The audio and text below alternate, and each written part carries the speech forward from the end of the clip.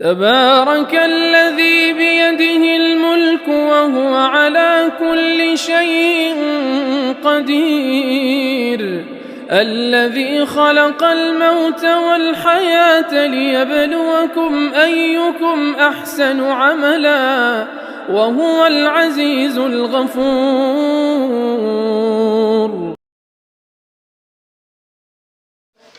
السلام علیکم ورحمۃ اللہ وبرکاتہ۔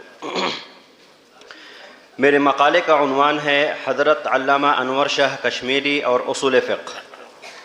یہ موضوع کس قدر اہم اور وقت طلب ہے وہ اہل علم پر مخفی نہیں ہے۔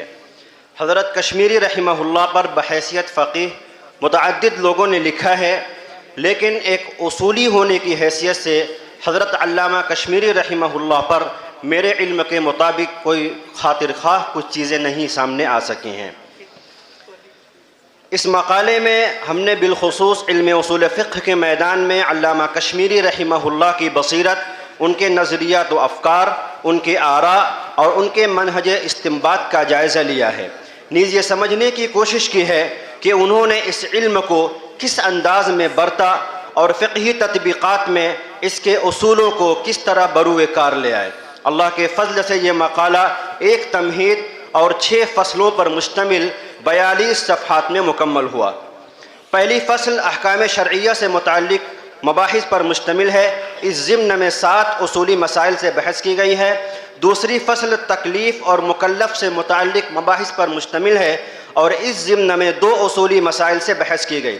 تیسری فصل دلائل شرعیہ سے متعلق ہے، اس ضمن میں 5 اصولی مسائل آئے ہیں، اور چوتھی فصل وجوہ بیان سے متعلق ہے، اس ضمن میں 8 اصولی مسائل سے بحث کی گئی۔ پانچویں فصل نسخ اور تعارض ادلہ سے متعلق مباحث پر مشتمل ہے، اس ضمن میں 6 اصولی مباحث سے بحث کی گئی ہے۔ چھٹی فصل اجتہاد سے متعلق مباحث پر مشتمل ہے، اس ضمن میں 5 اصولی مسائل زیر بحث آئے ہیں۔ اس طرح کل 33 مسائل کو ذکر کیا گیا، ورنہ جو مسائل میں نے حضرت علامہ کشمیری رحمہ اللہ کی مختلف تصانیف سے جمع کیے وہ اس سے کہیں زیادہ تھے، لیکن وقت کی قلت دامنگیر تھی، اس وجہ سے بہت سے مسائل کو چھوڑنا پڑا۔